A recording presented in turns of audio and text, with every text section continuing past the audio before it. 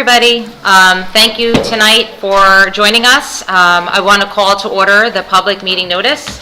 The North Hunterdon-Voorhees Regional High School District Board of Education meeting on Tuesday, August 19th at 2025 is now called to order. In accordance with the requirements of the Open Public Meeting Act, NJSA 10-4-6, adequate notice given the time, date, location, and to the extent known, the agenda of this meeting was published by the Hunterdon County Democrat and a Star Ledger on January 9th, 2025. In addition, notice of this meeting has been posted at the North Hunterdon High School, Voorhees High School, provided to the municipal clerks of the Bethlehem Township, Caliphon Borough, Town of Clinton, Clinton Township, Franklin Township, Glen Gardner Borough, Hampton Borough, High Ridge Borough, Lebanon Township, Tewksbury Township, and Union Township, as well as other interested parties, and posted on the district website. Fire exits are located, directions indicated. If alerted to a fire, please move in a calm and orderly fashion to the nearest smoke-free exit. Restrooms are located behind us, to the right. At this time, I just ask you all to silence your cell phones. Ms. Blue, can we have a roll call? Mr. Chapman is absent. Dr. Genie? Here. Ms. Gallo? Here. Ms. Hintz? Here. Ms. Cochin? Here. Mr. Lordy? Here. Mr. McIsaac? Here. Ms. Reyes? Here. Mr. Spanton? Here. Ms. Miato is absent and Ms. Salino is absent. Thank you. Okay, can we please stand for the flag salute? I pledge allegiance to the flag of the United States of America and to the republic for which it stands, one nation, under God, indivisible, with liberty and justice for all.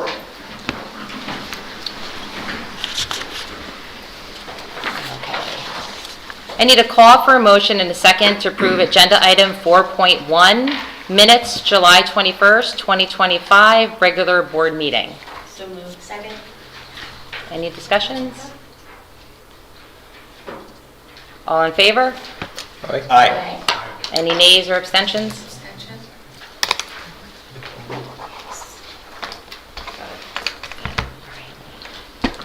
Tonight we have Dr. Richard Burjax and Dr. Richard Tomko to present our district strategic plan presentation. All right, ready to come up? Good evening, everyone. I'm going to come around this side of the table. I think it's better than having Dr. Tomko. Oh boy, he's on the other side now. Watch out, watch out. Public comment. So this is really just an overview of the strategic planning process that we went through. We want to cover some highlights of the plan. I'm going to cover some things. Tomko's going to cover some things. We're going to answer any questions. And then there's a resolution on the agenda for the board to approve that we'll read after the presentation, just so that we can adopt this officially. And then this will be our plan moving forward for the next 5 years. So that being the case, G, next slide, please. So the overarching goals of this plan were to evaluate and support the ongoing improvements of academic and co-curricular programs for all students to sustain high levels of student growth and achievement. Basically what that means is we want to focus our attention on the academic program of for our students so that we can make sure they are prepared for the next steps in their life. This plan also provides a shared vision and direction for the district over the course of the next 5 years. I think that's pretty easy to understand. And then evaluate and identify areas of improvement of district operations at all levels to ensure ongoing compliance, accountability, and efficiency. Again, this is going to come down to the financial side, that we'll see some things in the goals that are coming up, and just making sure our district is efficient, making sure that we are doing things in the most efficient way possible while providing for our students. And then sustain and grow a positive school culture and climate for our stakeholders to provide a safe, secure, and nurturing learning environment. I think that's the most important part of this slide, is to make sure that we create a environment for our students and our staff to thrive so that they feel like they can be successful and leave here happy, educated citizens. That's really the goal of this plan. So. All right, G. We'll take it over. First, thank you for having me, and I really appreciate you allowing me to assist you with this plan. Two most important things board members do, and many don't get to do it during their career, believe it or not, as a volunteer trustee, is to pick a superintendent right? It's the most important thing, and then put together a strategic plan for a community, or for you, a vast amount of community. So I applaud you. It's a really incredible experience here. The amount of 577 surveys, and maybe it doesn't sound a lot to you because you're so large, but that's a lot. It's a lot of online activity. We had two incredible student groups that we met with in a face-to-face kind of a setting where we sat down and we had some really good conversations over some pizza with these incredible students. We talked about the programs that are here, the programs that they would like to see, so we can kind of give that to the superintendent, administration, and then back to the board. And then we had two phenomenal evenings with the community here at both sites. And I see some familiar faces. I appreciate them come out and really brainstorm exactly what was needed. Putting the theory into practice is the main thing now. Right? We could sit here, we could talk about it, we can make the pretty pictures, we could do a resolution tonight, but it's really now what happens through this process, and then the most important part is the engagement, right? Moving this forward. So. Again, we talked about the stakeholder involvement, which is the most important thing, and I think a lot of that is lip service, but I think you all have it here. The way that everybody was engaged during those sessions at night was really, really intriguing, for one. For those of you who maybe didn't hear about it, we did have different, the brainstorming session put some stickies on the wall, some big Post-its, and just had all these ideas based on the 5 pillars that we base this on, based on a QSAC, accountability continuum. And I think it's important to note that there were some really, really good conversations coming out of that. And in turn with the students, and now your survey questionnaires, I think we got a lot of data. We scrubbed the data. We love saying that. We really got deep into the data. I think we provided the superintendent with way too many areas to talk about, which then, we got to chisel it down a little bit to see what you really think you need, again, to put that theory into practice. So I think what we'll see tonight are some of these action plans. Then moving forward, again, it is that engagement. So it was an incredible strategic planning process. So, two very important parts of a strategic plan are a vision statement and mission statement. The vision statement is what we would like to see happen. Okay, what we hope will happen when all this work is done. The mission statement is sort of how we're going to make that vision statement come alive. And so our vision that we came up with, and that the board all had an opportunity to, pick from a few different ones, and we wordsmithed a few things, but I think we settled on something that really hits home for all of us, which is every student empowered for tomorrow.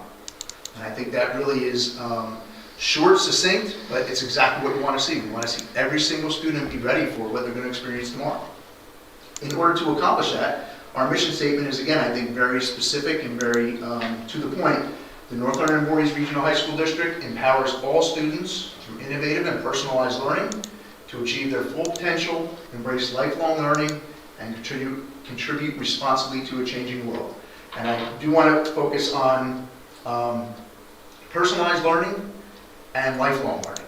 I think that's important. Our students, everybody learns in different ways. And I think to make sure that we are connecting with every single student in the classroom in one way or another so that they find the content exciting and interesting is what allows that student to learn that content. And if they take that philosophy with them for the rest of their lives and want to continually learn for the rest of their lives, then we have done our jobs and they will continue to flourish in our world.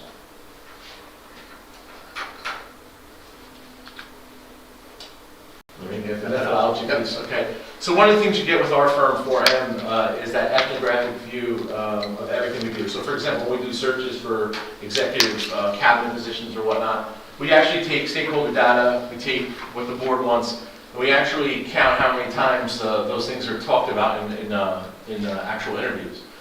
We do the same thing here. We do strategic planning. We sat down with the superintendent before he got some data for preliminary data from the board. And we knew where this district was headed, and I think what it was what you said, empowering these students through everyone coming together, this purpose moving forward. That engagement then started with the students, like we said, sitting down, actually asking them to give us some data one-on-one, having conversations. The same thing with the sessions that we had at night. So all of that comes down to a synthesis, right? And an important piece of all of this is that action planning process, and that's where we're at right now. all the data, all the scrubbing, all the things that come together tonight, when putting that action plan together, now it's the board's responsibility, with all due respect, to hold superintendent accountable through committees and whatnot to make sure that he continually or she continually updates you through the next 5 years on this plan, on the strategic plan, on the action plans, and how their process is moving forward, right? We always talk about feedback. It's an easy one, but as superintendents, as board members, you know, as any type of administrative entity, we should be talking about feed forward as well, right? What are we doing to kind of make sure this process exists 2 years from now, 3 years from now? Because we may be excited about it tonight. Some of these faces may change in here. Definitely the faces of parents outside are going to change. Administrators are going to change. Teachers are going to change. This strategic plan has to remain the same because it's the vision and the mission. You know, Doctor just said, you know, the vision, I try to explain it too, but, you know, like the vision is the vacation, like where do we want to go? And the mission is how we're going to get there. We're going to take a cruise ship, we're going to take a plane, what are we going to do? So you've set your vision tonight through this plan. How are we going to get there in 5 years? When we sit back here in 5 years, whether you're on the board or not, and you come back, can you honestly stand up here and say, we did everything we set out to do 5 years ago?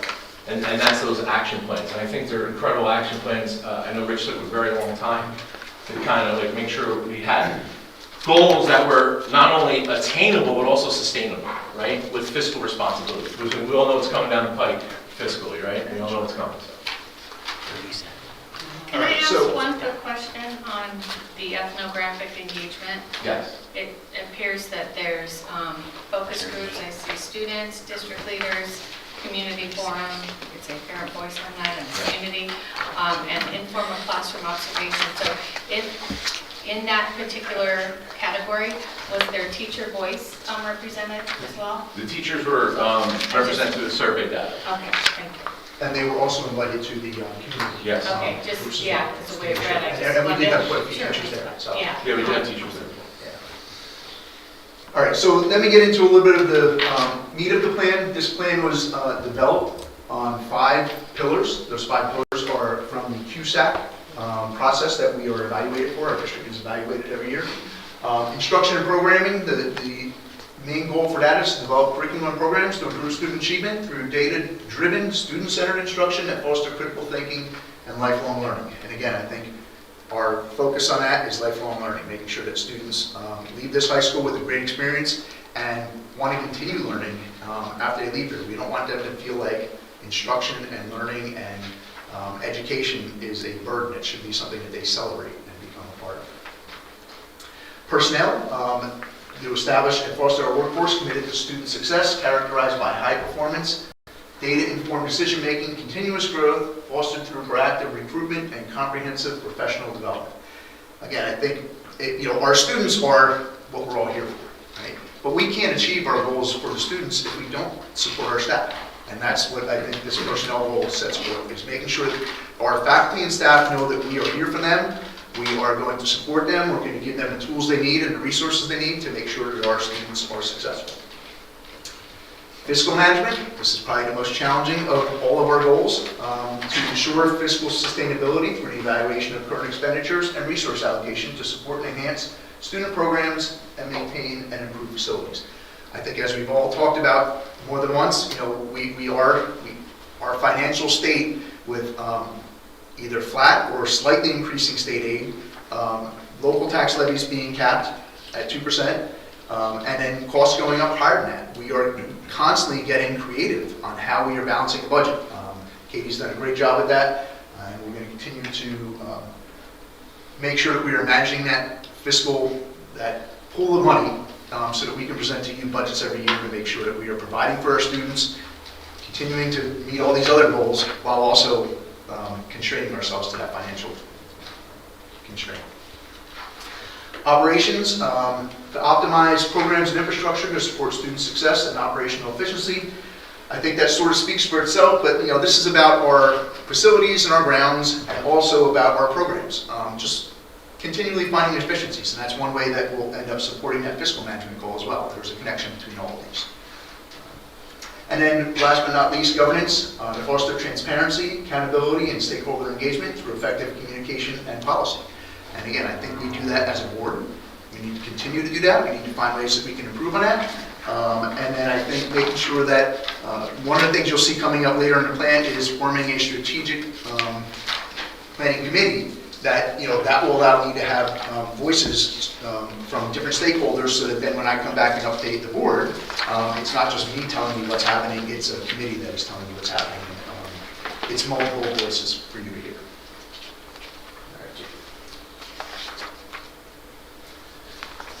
These are just some examples of key action plans. If you look through the actual document, you'll see there's a lot more information in there. But I want to give a few examples. Instruction and programming, develop and implement a future-ready learning framework. That will ensure that our learning framework is adaptive. As things change, things like AI come out, right? And as things come out, we have to be able to adapt to that. And that's what I envision a future-ready learning framework looking like. Cultivate career awareness and post-secondary readiness through academic pathways, making sure that our students have all the resources they need to be able to go on to college or the workforce and be successful, or the military. Personnel, identifying high-level instructional priorities based on student data and curriculum needs. I think that's always an ongoing process that we do as educators. We need to continue to do that and make sure that we're doing it as well as we can. And continue to evaluate whether or not we're doing that well. And also enhancing student recognition and appreciation practices. I think that's important for our faculty and staff to know that they are appreciated and they are supported by the board, by administration, by everybody. I think that goes a long way. If our teachers feel supported, they're going to feel like they can do their job better in the classroom, and that is a win-win situation.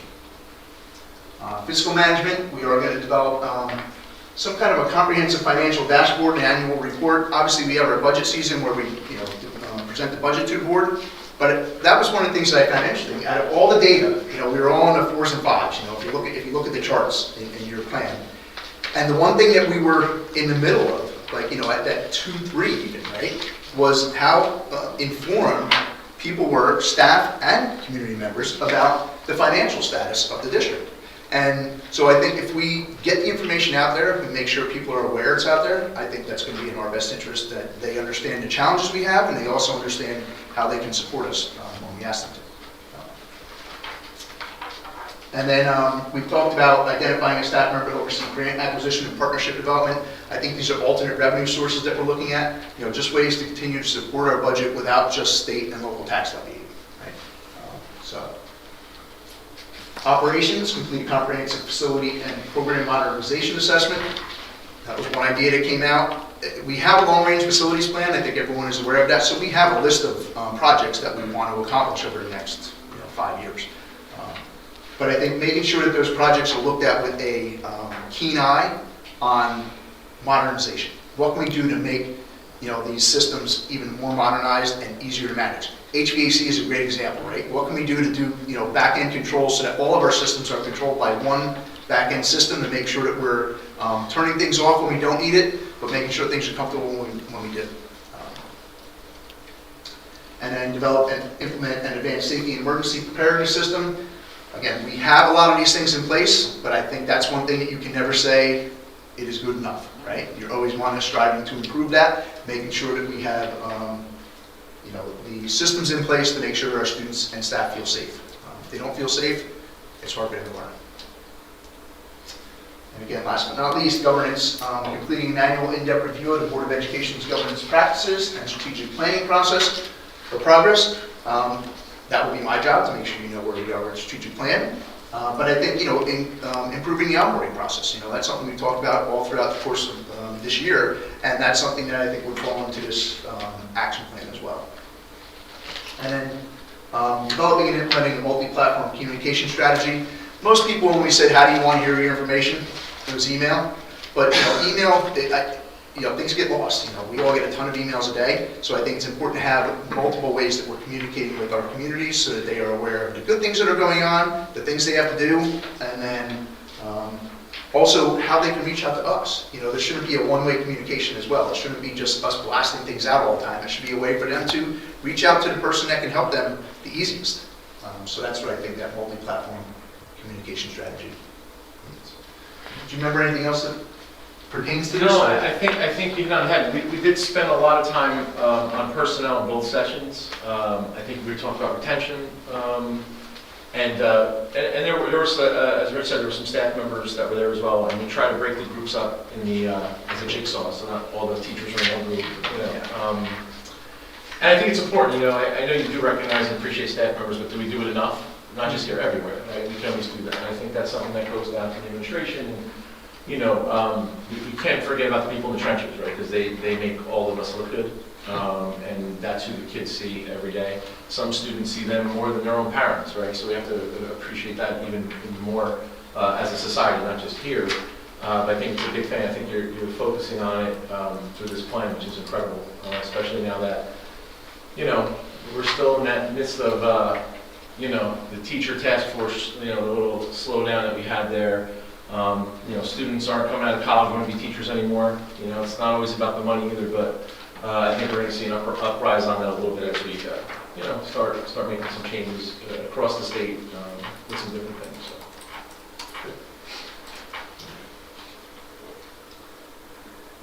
This is a little bit on the implementation and oversight. Jump in here. Yeah, go ahead. It's a 5-year plan, goes from this year through 2030. Yearly milestones and reviews. We're going to make sure you're well informed on what the progress is in this plan. We also did look at the dashboards. G have been looking at Ramsey, I think it was, and there was a couple of school districts that I think Tara had found at the last board meeting. And we looked at what their dashboards look like, and we're going to try to model something after that so that we can communicate this out to make sure that it is, on an ongoing basis, right? And then still report out, at least twice a year, I would say, to the board to let you know what our progress is. And then, as far as the oversight, led by myself, the Board of Education, and that Strategic Planning Advisory Council that I mentioned, that I think is going to be really key because I think it's important to have a lot of different voices in what we're trying to accomplish here. And the more voices we have, I think the better off we'll be because we get more information in. And then some of the tools to monitor our annual progress reports like we talked about. There is a 3-year mid-year plan review so that if we think we have to pivot on anything really important, obviously we're going to have a little flexibility here each year with district goals on how we can pivot, but if there's something in a plan that just doesn't make sense anymore, by year 3 we should be identifying that and then changing something substantially to be able to be readopted. And then just a commitment, the action plans represent a commitment to excellence, both for planning, responsive leadership, community partnerships, and ensuring that decisions are rooted in data, voices, and tax dollars to improve student outcomes.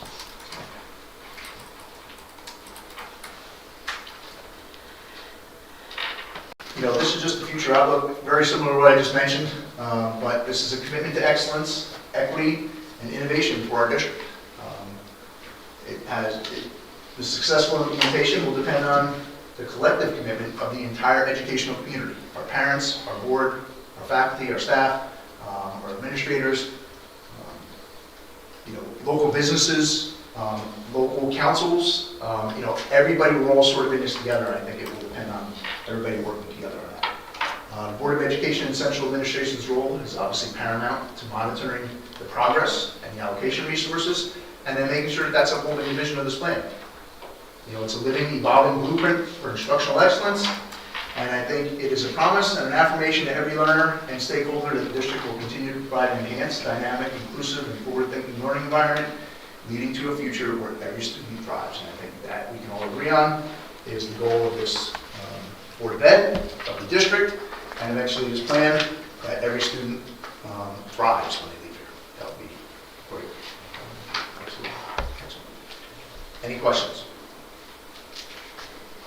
So I just have a question / comment. So in looking through the action plan, I think that, as we look at dashboards and making the information public for the community, we need to make sure that some of these are drafted in a way that they actually are measurable, right? Yep. So these really broad stroke type of concepts don't really, some of them, most of them are fine, but there are 1 or 2 where we should consider how we measure on those so that we can figure that out. Yeah, I agree. Yeah. And I think that was one of the things that when we were finalizing the plan, we said what we're going to do is try to focus each year's district goals Okay. that will those action plans will drive those goals, right?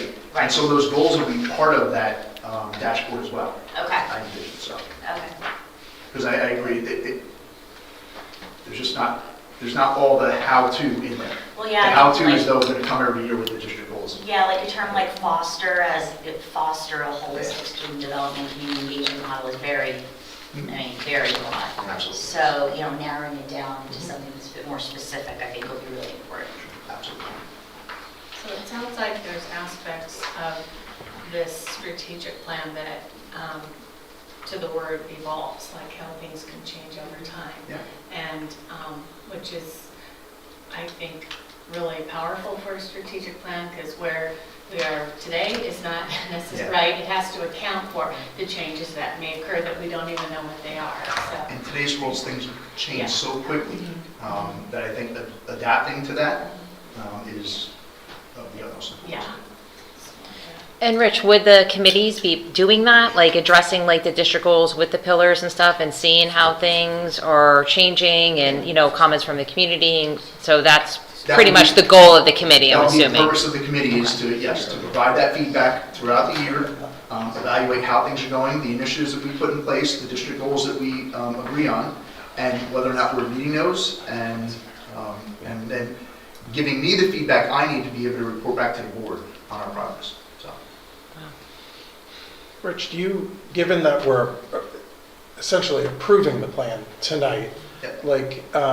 I guess the next challenge is sort of what become those actionable, concrete steps to inform some of the work this year, even though you didn't have like a whole summer to sort of prep for it and sort of strategically figuring out what some of those first steps or moves might be that feel to be genuinely in the direction of the plan. Sure. So, we have already started with some district goals, because again, I didn't think this plan would substantially change based on, the fact that there weren't a lot of questions before tonight, right? And so we're moving in that direction. I think we'll be able to hit the ground running this month, have district goals for you in September, and then that'll be what we start focusing on for the rest of the school year. Okay. Okay?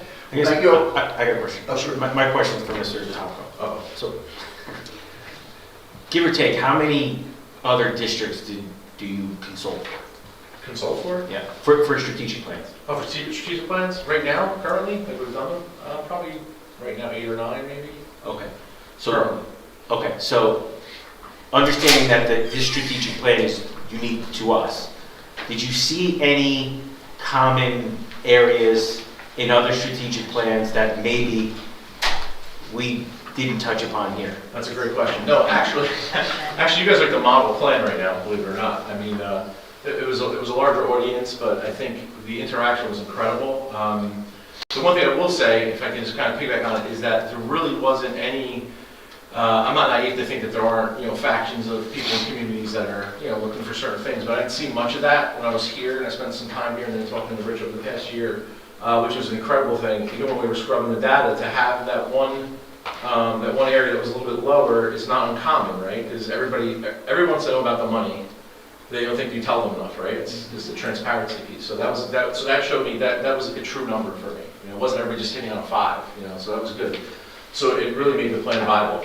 I think the biggest thing for you all that I don't see in a lot of places when I do this is the word equity. And I'm not talking about culture and, you have a very unique situation in this district that you have, because you have 2 specific school cultures, right? 2 different entities basically, and you're trying to bring them together. It's really unique and it's really incredible, right?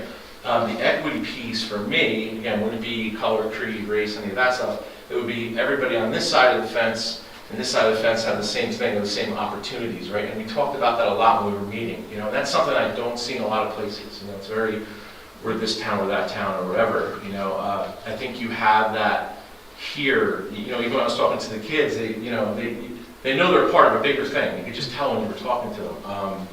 So I guess, not to kind of get away from your question, but I think what I'm saying is you have hit every possible aspect you can on those pillars, and we're, we facilitate with you. It's your plan, obviously, but we like to put those pillars out there because everything the board should be based on is that QSAC plan, right? So you can't go wrong basing all of your actions on that CUSAC, and then kind of in tendrils coming out on what's more important for your community. So this group as a whole and as a board, I commend you because you really did hit every key factor that I've ever seen, making it a model plan. So I really do commend you. We do a lot of consulting for some of your elementary towns too. That I don't know if you guys know that, but we do a lot of the library media study stuff. So we really know that the conglomerate of students that come here, and this is really, if you do stay, I hate using the word transparency because I think people use it as a buzzword a lot, but if you stay transparent with these dashboards that we're just telling me about and everything, I haven't seen that in too many places. Upper Bergen County, stuff like that, but I think that's a golden piece here. So everybody knows you're transparent, everybody can give you some feedback and feed forward. Maybe every few months you have a little section on your agenda that's a feed forward section, so where we're at, things like that. And I think you're way ahead of the game, so congratulations to all of you. Any other questions? All right, thank you very much. All right. Thank Good you. work with you. Thank you, everyone. Good luck.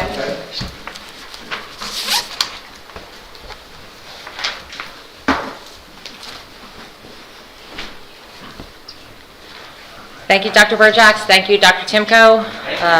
Appreciate it, your time and your effort. So I need a call for a motion and a second to approve Resolution 081-925-3 for the 2025-2030 Strategic Plan for North Hunterdon-Voorhees Regional High School District, Navigating Tomorrow, a United North Hunterdon-Voorhees Strategic Path Forward. Motion? Second. All in favor? Aye. Any nays or abstentions?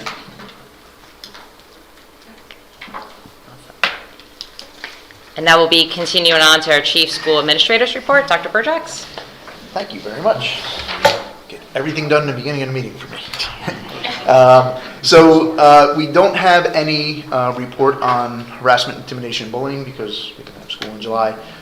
We did have 3 HIB cases that were reported in July from the end of May and the beginning of June, but they were all unfounded, so we don't require any action on that. And there were no monthly reports because we didn't have attendance and things like that. So, but I do have some other things that I would like to report. Number one, I'd like to welcome Katie back to the first meeting. It's great to have her back.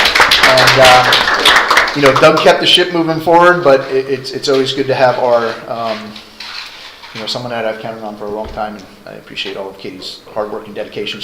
While she was out, she was making sure she was very involved. So, so she was able to come back and hit the ground running. A few other things I do want to talk about. Even though it is summer, we've had some busy accomplishments from our students.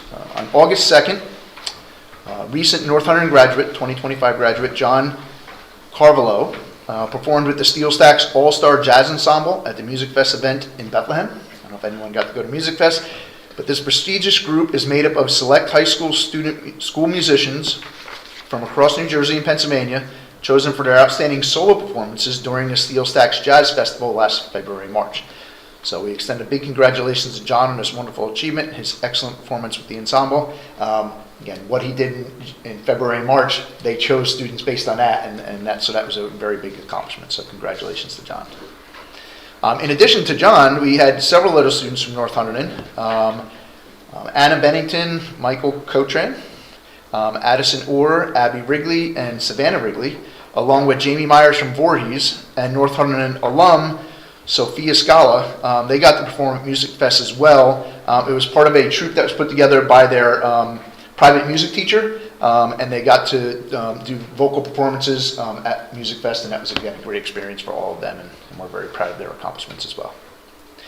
And then Voorhees High School is proud to recognize junior Nolan Liesa, who recently earned the title of World Champion in Taekwondo at the 2025 International Taekwondo Federation World Championship in Barcelona, Spain.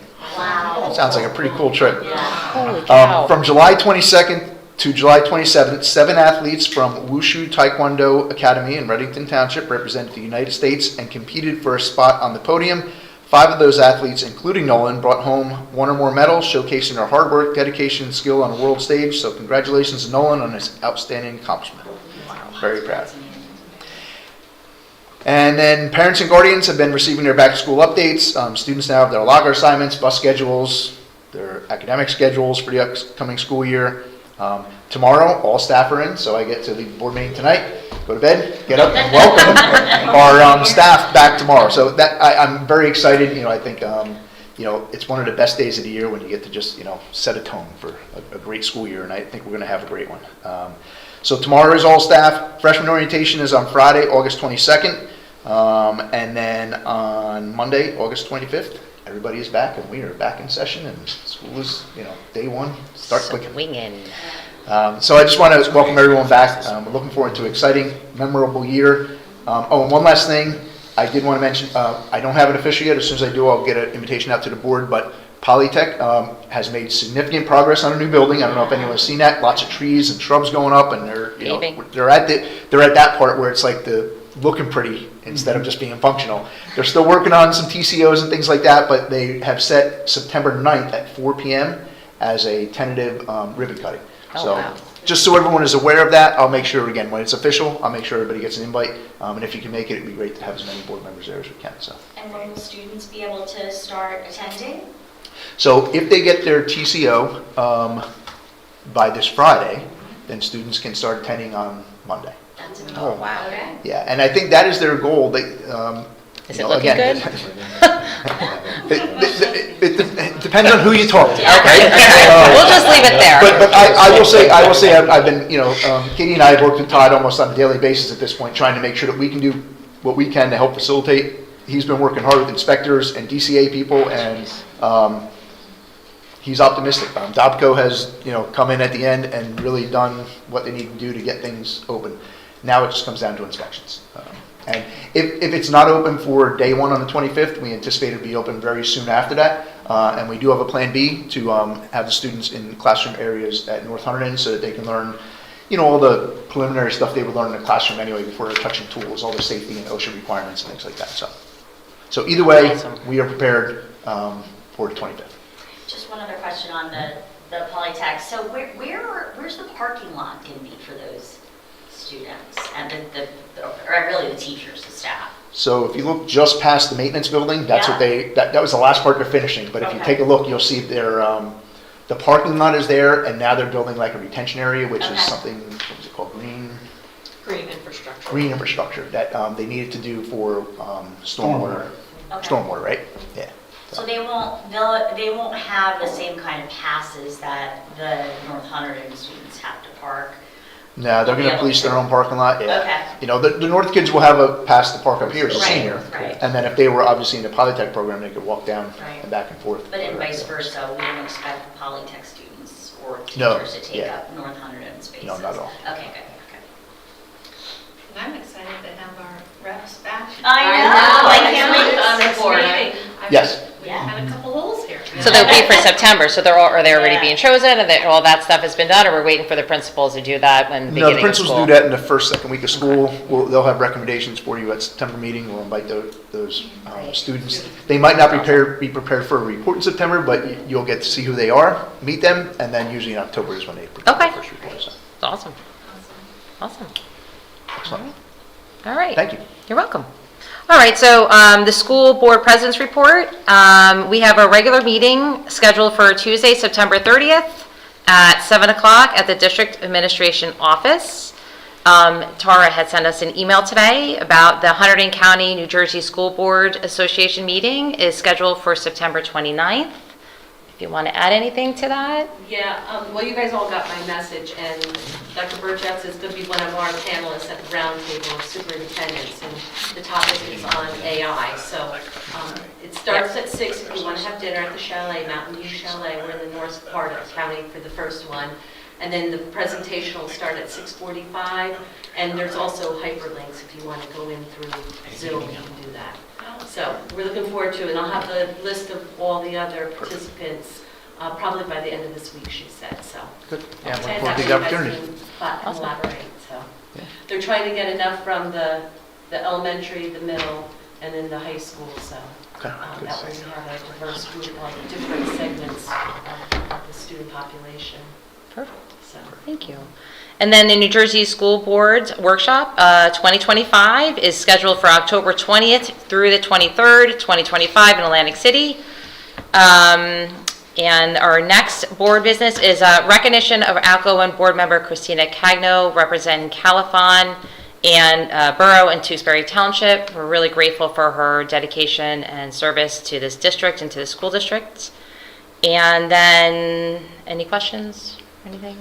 Can I mention? Sure. I just wanted to mention something about the school board, the workshop. We did sign up for the group rate, so if anybody wants to go, get your name in. We can get up to 25 people, so I don't think we'll hit that number, but we can get as many as you'd like. I was saying, you left me off the email by mistake. I'm like, she sent an email today? don't Wait get till- my all and send it over to you. We can paper clean it. Sorry. It's okay. Angela, do you have something? Could I just echo the sentiments about Christina Cagno? I appreciated her time on the board as well, her service, her personnel committee leadership that she has supplied us with, serving as the chair, and I just want to wish her all the best. Yeah. I echo that as well. Yeah. So then I need to call for a motion in a second to accept the resignation of board member Christina Cagno, representing Califon Borough and Tewksbury Township. Second? All in favor? Aye. Any nays or abstentions? All right. Moving on to opportunity for public comment. During this portion of the meeting, the public is invited to address the Board of Education with comments. You're requested to sign the register, provide it, and to state your name, municipality of residence, group affiliation if applicable. Direct your comments to the school board president. While all comments must be considered by the Board of Education and a response may be forthcoming if and when appropriate. Individual school members may not respond to speakers at the time of their appearance. The public comment period will be a maximum of 30 minutes in length unless there is unusual circumstances. You will be allocated 3 minutes to speak, and no one will be permitted to speak more than once on the same topic until all others who wish to speak on that topic have been heard. Please keep your comments respectful and non-defamatory and maintain the level of decorum appropriate for a public meeting where students may be present and in the audience.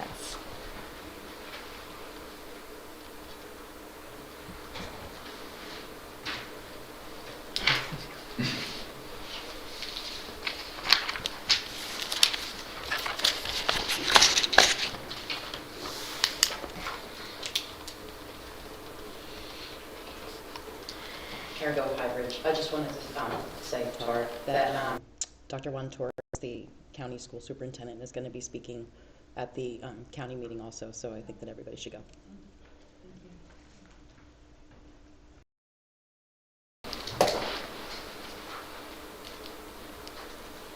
Anybody else?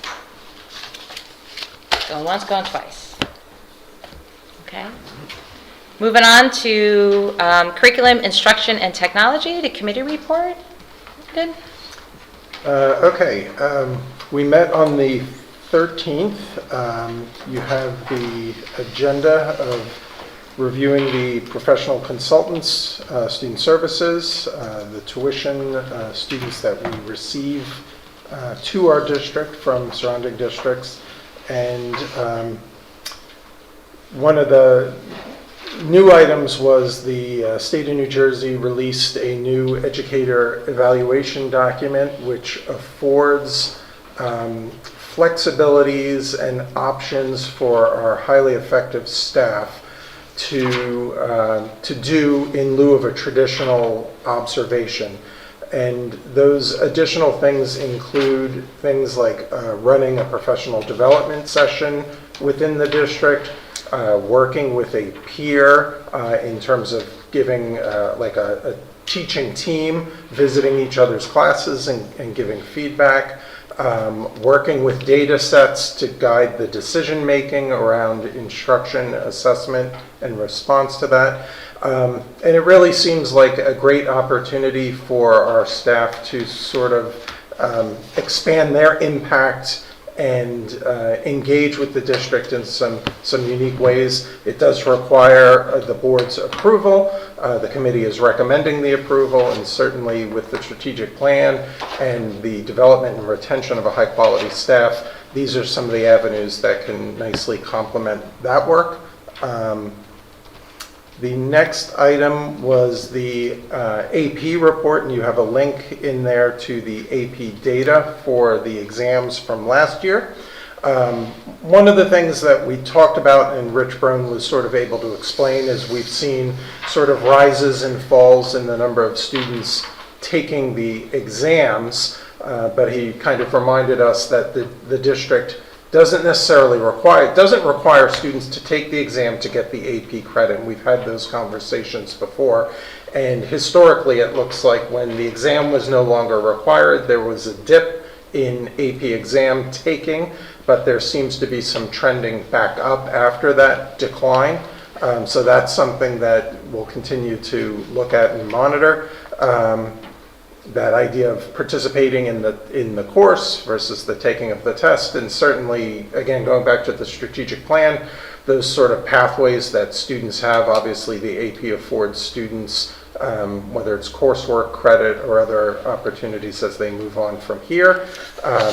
The other remaining question was to continue to monitor access for students, just ensuring that students are having the opportunity to access AP classes. And this is everything from, are there obstacles to students getting into classes, or situations where the numbers might just be low and we're looking for, reasons why.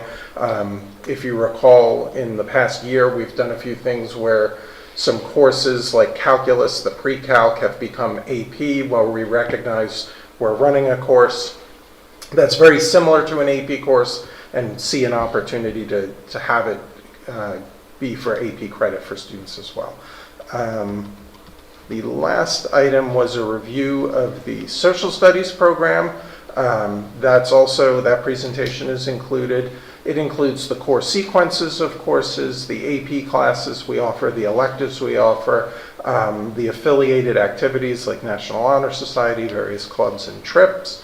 One item that came up regarding that, and it's not necessarily just social studies, but again, in service to the strategic plan, as we continue to review and look at our course offerings, how are we soliciting feedback from students about the types of courses that they might like to see or be interested in, because invariably what happens in your catalog is you have some courses that are there, not many students are signing up for them, and they're not running as a result. And whether that's just because that was a topic that was maybe big 5 or 10 years ago and some newer topics or trends have sort of emerged, just soliciting that student input for that kind of thinking and direction is something that was suggested that we continue to work with. I think that's all I have. I don't know if anybody else who was in on the meeting, any details that anyone remembers, anything else? Yeah, I just had a question, one comment, one question. So on the, we had talked, I think a number of meetings back, maybe it was a year ago, about AP classes, and as it relates to access, like you were mentioning, the cost, again, can be prohibitive for some students to be able to take the exams. Do our students have the information, I guess maybe through their guidance counselors or the teachers, as to whether they can seek any kind of aid in order to through College Board, for example, to take those classes, to take the exams? Yeah, I know we offer that locally. Okay. If they want to take the exam and can't afford it, Right. Okay. we cover that. And again, there's AP money that covers that. Okay, great. But I will make sure, we work on making sure that's communicated. Yeah. I believe it is, but we'll make sure that we look at that just to make sure. Okay, great. And then as far, one question I have, again, going towards the oh my gosh, the plan. Strategic. As we were talking about some of the things that students are looking for, and I think some of the things that we want to offer in the schools. So for example, I was thinking of business, it's like a business development or business apps class, is, would it be something to consider the addition of a class on AI and how to use AI for business use? So those kinds of things and adjustments to some of the classes might be really helpful for students as we look to see what they're going to need, 1 to 5 years down the road. It's just a lot. I agree. That's great. Right? Yeah. Any other further questions? Questions? Okay. All right. So I'm going to need a call for a motion in a second to approve agenda items 9.1 through 9.3. I don't have to read them. Second? Okay. All in favor? Aye. Any nays or abstentions? Awesome. I wasn't sure if I was supposed to read that. All right. The Policy and School Security Committee had met on August 11th. All were in attendance except for Mr. Chapman. We had a couple agenda items. Dr. Burjax led us through a quick tour of the new board docs platform to show how we can create draft policies, revise and edit them, and then we'll eventually be able to present them to the board for approval and make a draft of an active policy once it has been done. So there's a way we can do it so everybody can see what was changed, what was added, what was edited. I think all the board members got like their logons and everything, so we can go in there and see. It's different from the public's, so it's pretty informative. You did a great job on that. So we're just going to continue working on the new platforms and learn how to streamline the policy changes and recommendations.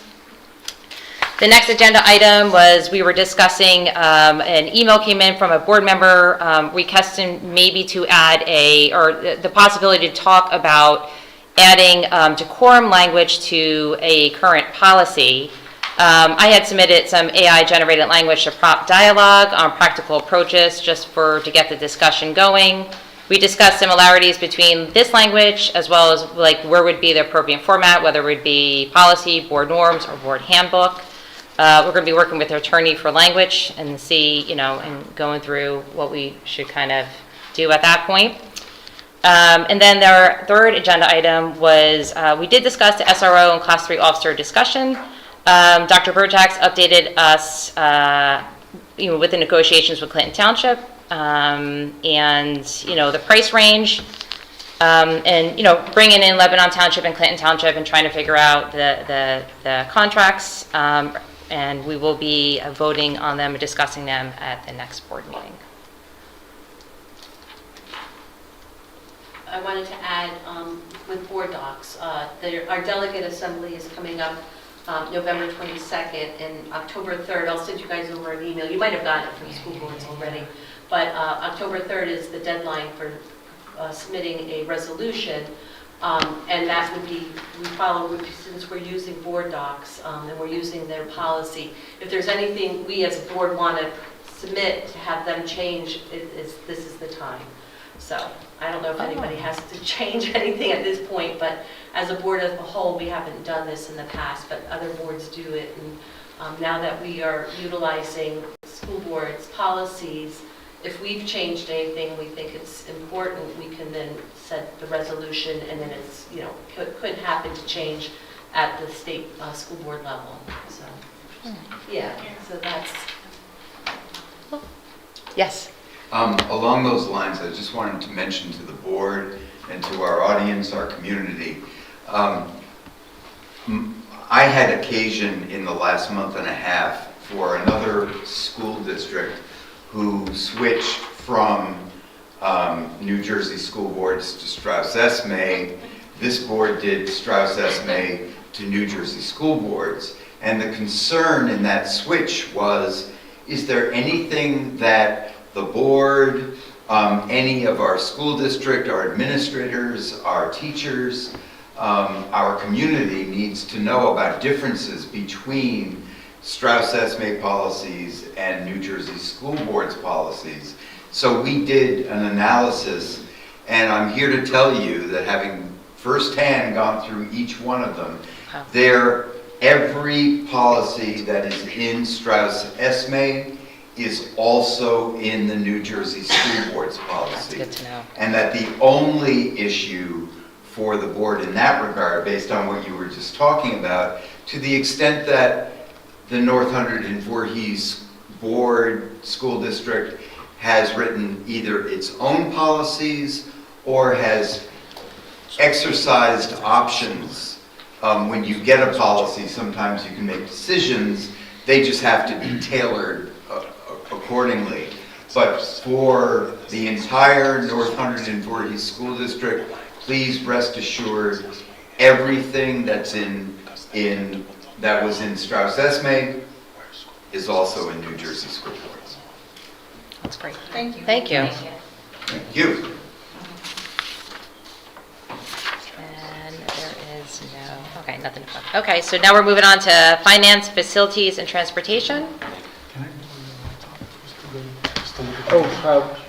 One quick question. At what point will the board docs, with switching to board docs, will we eventually have a public-facing access for that, and is that active now? It is active, Oh, yes. okay. It was active, I think, 10 days ago. Okay. So it did take a little while to get it there, but it is active now. Yeah, Ready? yeah. All right, so first of all, I apologize, I was not at the FFT meeting, but I have watched the video and I talked to Katie to get some information, and also my laptop is not working, so I don't have my notes. So I am Perfect timing. Yeah. Just 11.1, the submission of the ESEA grant. This is something we were waiting on. This is something we get every year, and this is, the numbers for this were pretty much in line with what we got last year. No big changes there. There was just a delay in getting that. 11.2 is extraordinary aid award. There was a significant change in this. We were expecting, I believe, right around 400,000 or just under. 425 is what we thought. Yeah, and so there were actually awarded 1,066,000. So there's about 600,000 extra. So that's a good thing. A portion of that money is going to be, tell me if I'm saying this wrong, retained to cover some items that weren't negotiated yet in the teacher's contract. So it's basically we can use the funding for things in this coming year, correct? Yes, we're taking a portion of the revenue from last year's extraordinary aid and carrying it into this budget year so that we can pay those negotiated items Right. that were agreed to during that last negotiation.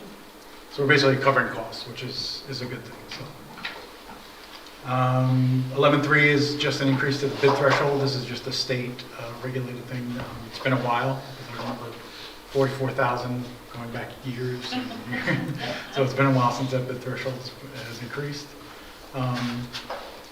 Next is just the transportation agreement, banners. I think actually, basically the rest of these are standard kind of monthly items.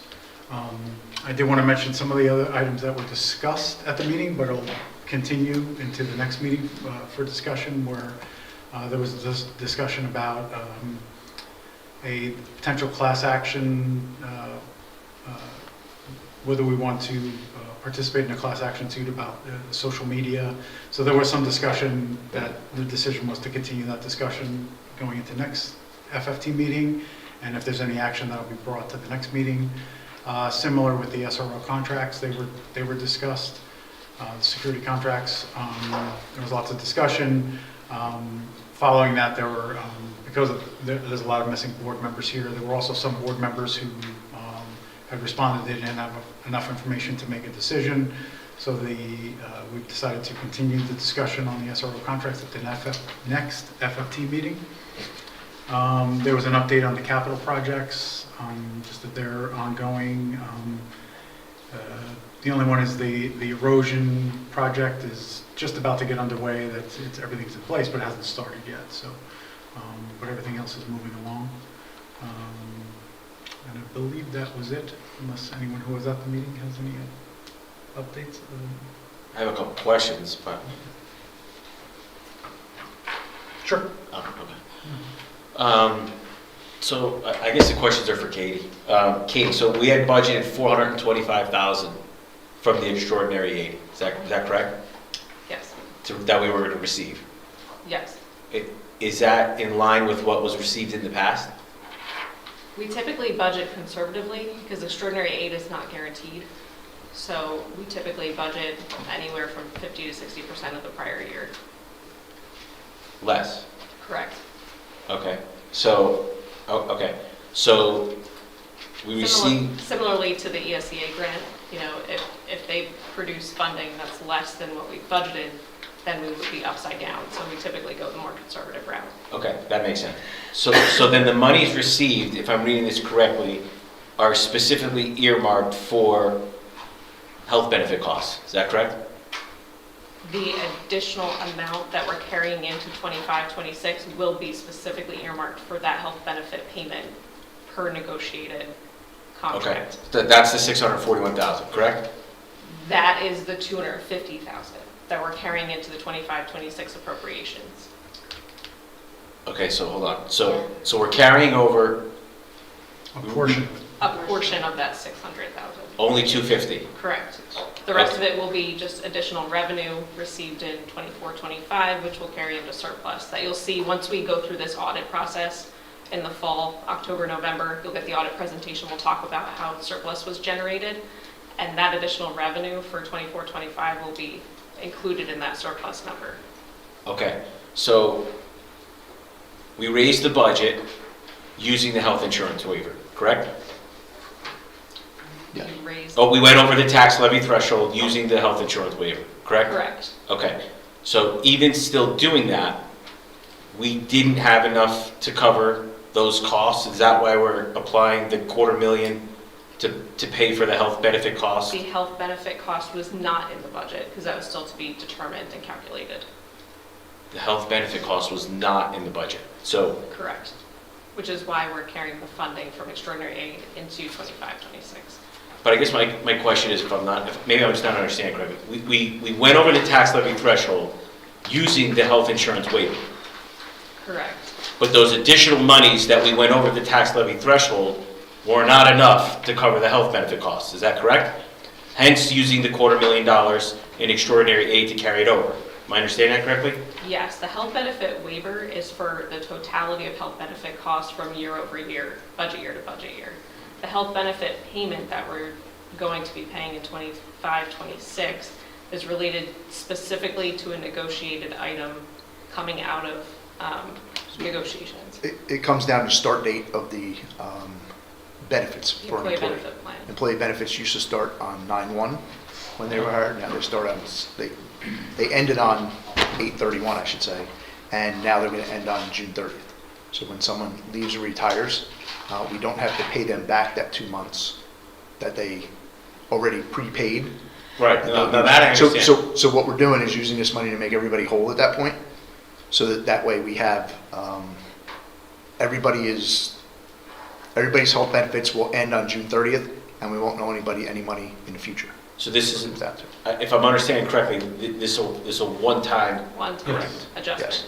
There's a So it's one-time adjustment, 250,000 to cover that 2-month kind of adjustment, now we have Based- to readjust. and it's based on negotiations because we changed the start date or the end date of the insurance. okay. Thank you.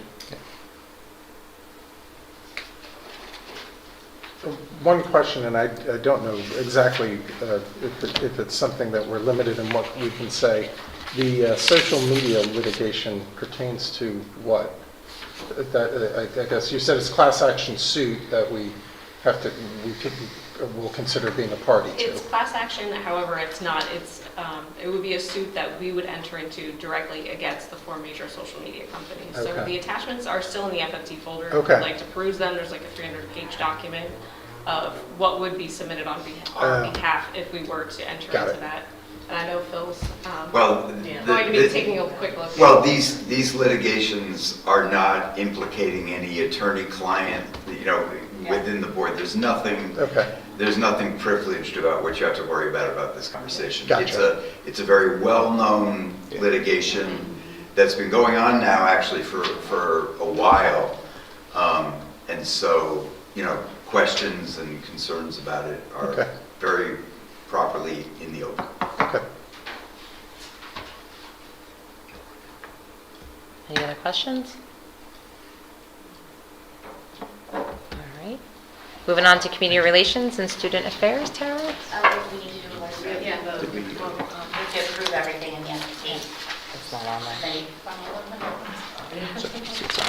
Oh, okay. Thank you. Oh, it's there. Okay. I was like, wait, it's not here. That's what I was like. Okay, call for motion in a second. Second.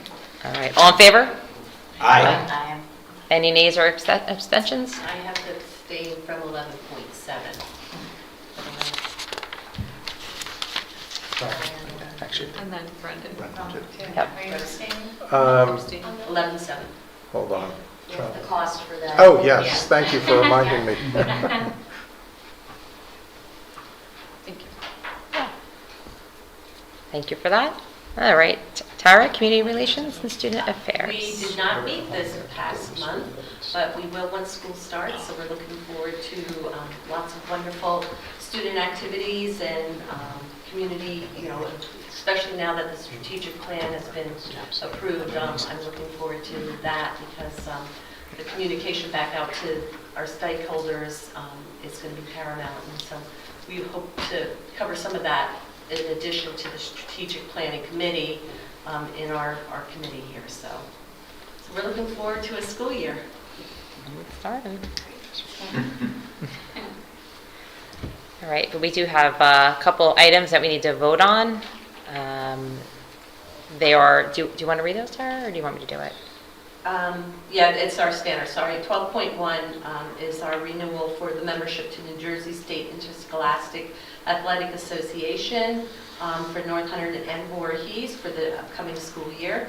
And then the other one is our Booster Club and parent organizations. We just need to approve our list that we do at the beginning of every school year. And that's 12.2. Awesome. Any discussion? All right, call for a motion in a second. So moved. Second. Got it. All in favor? Aye. Any nays or abstentions? Awesome. So I don't think we have any delegate reports. No, just, and the deadlines. So, Yep. yeah. Thank you for that. If you want to change anything, we have the ability. And that was October what? The 3rd. The 3rd, okay. Yeah. All right, Personnel Committee. I don't think we, do we have agenda for Want me that? to give a stab at it? Go for it. I mean, we discussed the personnel agenda and we talked about a couple of little things. There you go. All right. Because that's what I do. This morning, and I'm ready to roll. And we're ready to roll. All right, so call for a motion in a second to adopt Resolution 081925-2 for executive session to discuss matters reflected in the attached resolution. The board expects to be in executive session for approximately 1 hour. Upon return to public session, action will be taken. All in favor? Aye. Any nays or abstentions? Abstentions. Motion Oh, we second. have Do we? Yes, okay. So moved.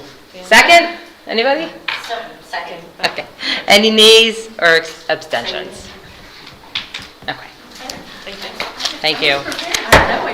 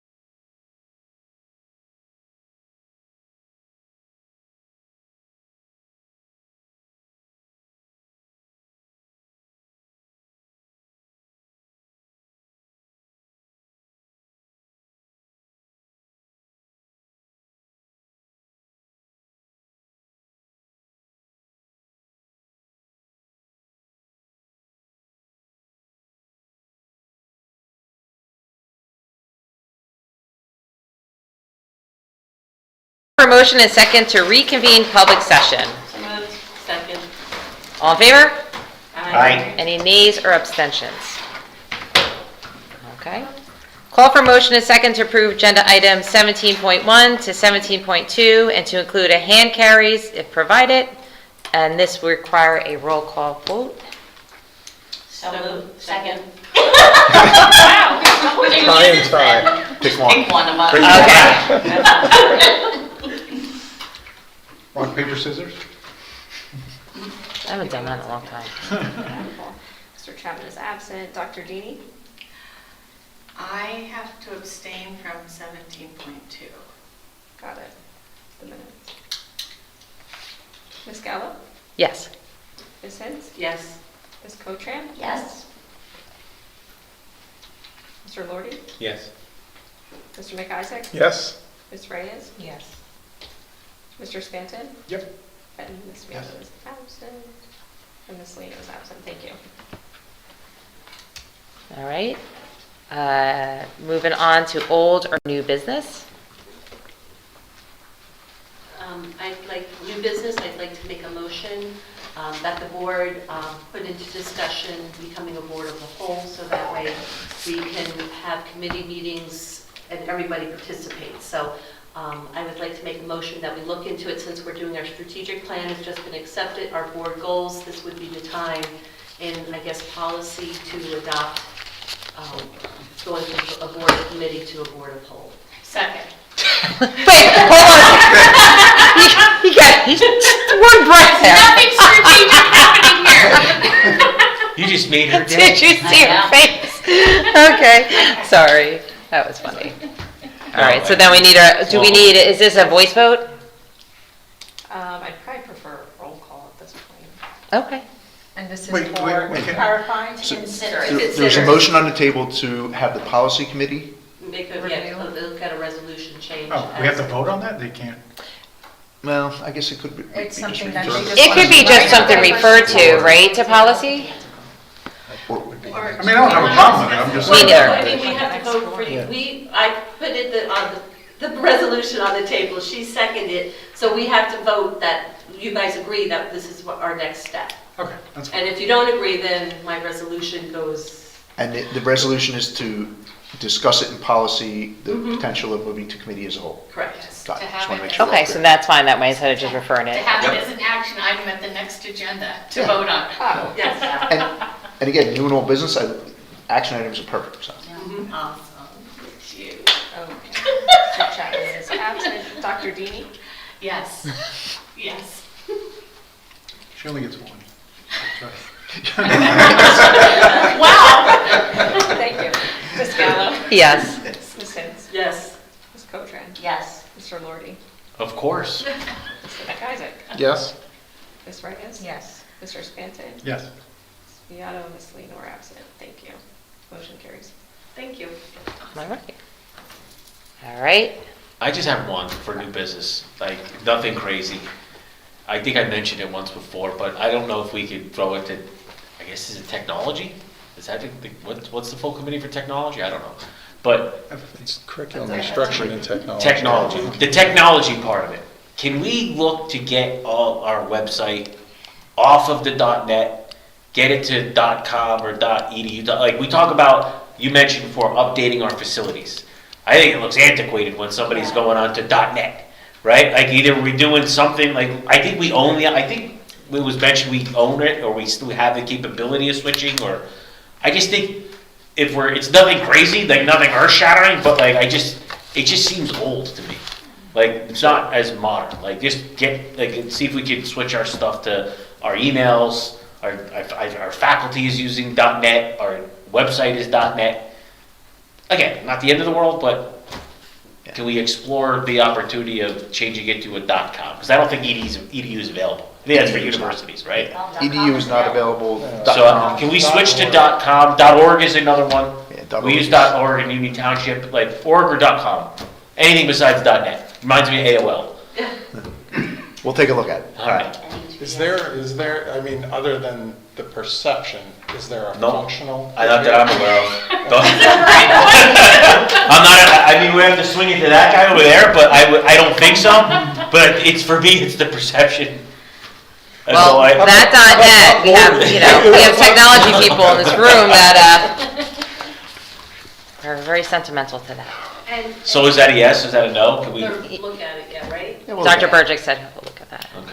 And on that same topic, since we've got the strategic plan, do we have an outline of, are we going to look into doing, like, come to us to say how much it's going to cost to put up a dashboard, all that extra work?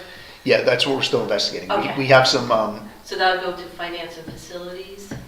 if we have to contract with a separate service, yes. We're looking to see if we can do it in-house with some different tools that we have. Okay. So we don't have all those answers yet, but we will. Okay, that's exciting, thank So you. it's being, It'd be great so as it's part being of that. reviewed. Yeah, to work on. I'm working with G. I mean, I'm giving him a little break because he's got to get, School stuff. 2,500 Chromebooks out in the next couple days, but that's on our list of things But too. even We just already the looked at website. it briefly and we're going to look at it more. That's detail. actually pretty Websites cool. are very complicated to maneuver and find things on not necessarily on the district site, but on the high school sites.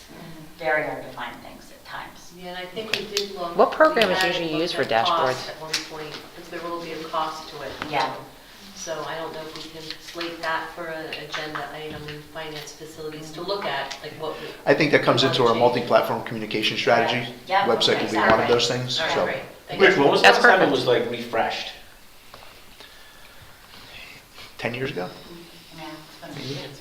About that, yeah. Might be worth taking a look at. Yeah, exactly. Well, I think that could be part of the strategic plan when it's Yeah, a technology exactly. part of it. Yeah. It's like perfect timing. Absolutely. Panel, yeah. So- Okay, thank you. Awesome. Tara, something you, I think, brought up at the prior meeting, and it was around sort of the, well, actually, I don't know. It was based around the committee structure for communicating dimensions of the strategic planning work going forward. The idea that the committees themselves would have some responsibility to be speaking to whatever aspects of the strategic plan are sort of functioning under their committee, as a way to make there simply be more communication around the work on the plan, but also just to keep it kind of front and center for all of us. I don't know if that is just something that, as we move with committee reports going forward, we simply add Right. some dimension of, and as pertains to the strategic plan from curriculum, this is what's going on, from facilities, that's what's going on. I don't know if that's just something that we just do, or there's something that needs to be done in bylaws or reporting or something like that that would add that. That I don't know the answer to, but that would be part, once we develop the framework, that was my thought, is as we develop that dashboard and Right, framework, right. each committee and Has something yeah, to would have something that feed. would be fed into it. Right. And like you said, kept breath of it fresh and, relevant and timely. Yeah, and if, to start with that, it might be as simple as by next month's committees, we kind of have a little section that's more than just recommendations. Or even as those goals sort of land, which committee they most align with or something like that. Or if we move to committee of the whole, it gives us an opportunity Yeah. to think about Right. how we'll incorporate that and share it out, right? Yeah, So because many certain things opportunities. can, one committee can say something belongs in one area, but yet it could be divided, like we were just talking about before, like in two different committees and, so, but if we're as a whole, then there's our committee. Because the whole committee idea, you still have compartments, but it's just discussed publicly instead of siloed in committees with just a few people who benefit from the minds of all 12 of us. One requirement on committee of the whole, time limit. Yeah, Yes. I was about to say that, Brendan, I'm so glad that you said that. Committee of the whole, as you would, Yeah. a board meeting when you vote. Yeah. And again, we schedule committee meetings for an hour, so I think, scheduling a meeting for a defined time frame. Right. Oh, yeah. Yeah. So,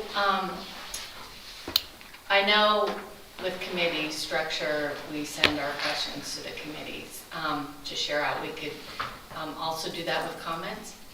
Like if we have comments that we want shared in a committee, we could share the comments to be shared in the committee. Meaning in the committee report outs or the actual Like- discuss Well, in the 'cause committee? It's that idea you can't interact if you're not on the committee. Oh, yeah, I think So- anybody could send so you comments might in to not the have- policy okay. chair and to the board Okay. president, So absolutely. that's okay. Doesn't Yeah. just have to be a question. Yeah, yeah, Okay. You know, Like I watched a Yeah. video and I had a couple comments about X, Y, and Z, yeah. But that would be sent to the policy chair and copy the board president. Anyone else? All right. Call for a motion, a second to adjourn. So moved. Second. All in favor? Aye. Any nays or abstentions? All right. Excellent. If I ever hear a name Good extension. to hear. I know.